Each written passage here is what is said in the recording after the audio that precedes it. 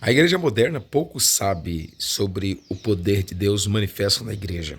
Para quem é da década de 80, no finalzinho das décadas de 90, sabe que a igreja era uma igreja que tinha muito fervor. E você lembra daquelas mulheres ou aquelas senhoras como, conhecida como do coque, que tirava o seu joelho do chão só quando Deus respondia. Quando chegava o horário do culto, o poder de Deus se manifestava de uma forma que os demônios não resistiam e eram expulsos. As doenças eram literalmente ali expelidas, os enfermos eram curados, era uma coisa extraordinária. O poder de Deus era manifesto de uma forma muito grande.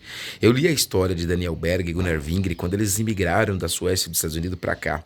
E quando eles estavam ministrando em Belém do Pará, segundo a história, relata que enquanto eles pregavam, eles flutuavam de 30 a 40 centímetros de altura do chão, eles decolavam.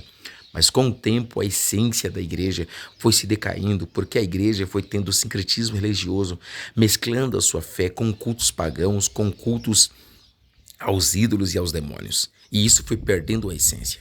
A igreja, ela atual, não generalizando, ela não conhece sobre o poder de Deus. Ela está acostumada com o culto motivacional, que mexe um pouco com a sua consciência, com a sua mente, e você sai chorando, mas daqui a pouco você volta na mesma miséria, no mesmo pecado de sempre. Porque o poder não está sendo manifesto como dantes. O que faz o homem mudar, o homem ser transformado e ser convertido e abandonar o seu pecado, o seu caminho, é a palavra de confronto, mas a palavra que tem poder. Naquele tempo o povo buscava, orava nos montes, buscava nas madrugadas, jejuava, consagrava. Eu, na minha inocência, quando eu soube de como lidar com essa graça, me ensinaram que eu deveria subir no monte, jejuar. E eu inocentemente comecei a jejuar, consagrar, buscar a Deus e não desistia por nada. Até que um dia subi eu, o pastor Darcy, o meu amigo chamado Mauro, e enquanto nós orávamos no monte, aqui em Beritima Mirim, nós tivemos uma experiência. Eu olhei pro lado direito e eu vi um homem todo de fogo vindo na minha direção. Quando ele chegou perto de mim, o pastor Darcy caiu e o Mauro também caiu e ficaram ali inconscientes. E eu sozinho no monte tive uma experiência fora do comum que eu lembro até hoje. Quando eu recebi toda a informação que eu deveria receber da parte de Deus, o pastor Darcy e o Mauro voltou à consciência e não sabia de nada do que tinha acontecido.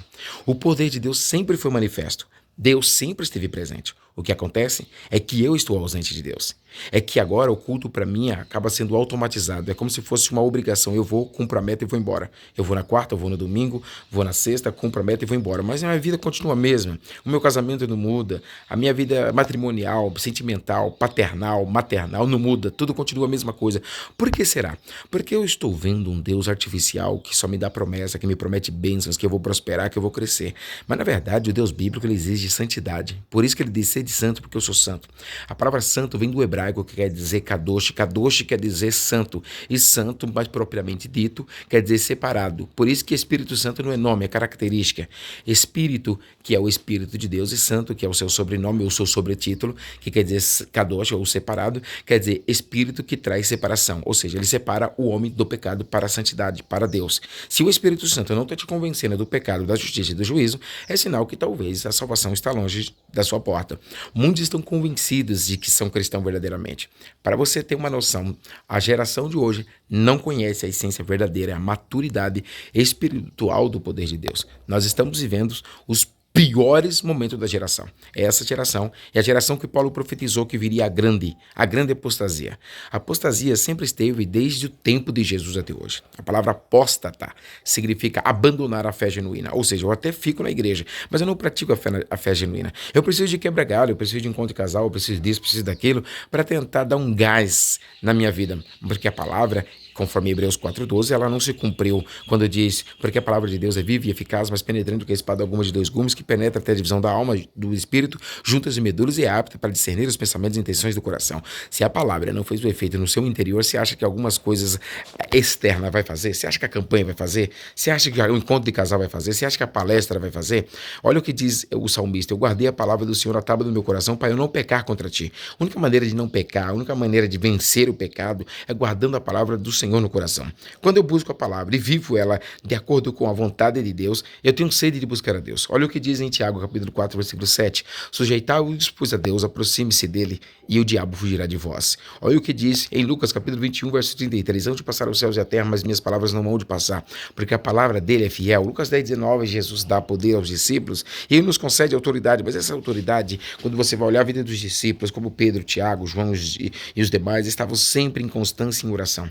Esta geração não sabe de nada do que é o poder de Deus. Estão acostumados, customizados de estar dentro do templo, levantando a mão e volta para a sua vida ali e tudo está tudo resolvido. Se você não sair dessa vida que você está de procrastinação, você vai entrar no modo de estagnação. No modo de estagnação, você vai entrar no modo chamado explosão, não implosão. Explosão você vai ser expulso da graça para o pecado. Não porque Deus vai te expulsar, você mesmo vai sair. Isso se você já não está. Então, essa geração atual é uma geração que não conhece de Deus. Se nós não voltar às raízes, se nós não voltar a buscar e perseverar e subir aos montes novamente, jejuar, consagrar, colocar a carne para assar, eu duvido que se você estivesse na década de 90 ali, e você chegasse na igreja todo tatuado, chegasse na igreja com a calça apertadinha, chegasse na igreja com um brinquinho na orelha, chegasse na igreja com a sobrancelhinha bem feitinha, se você não ia ser linchado pelas raízes. Porque o Espírito Santo, ele nos molda com a aparência de Deus e não com o aspecto de Jezabel e de Acabe. Toma cuidado com isso.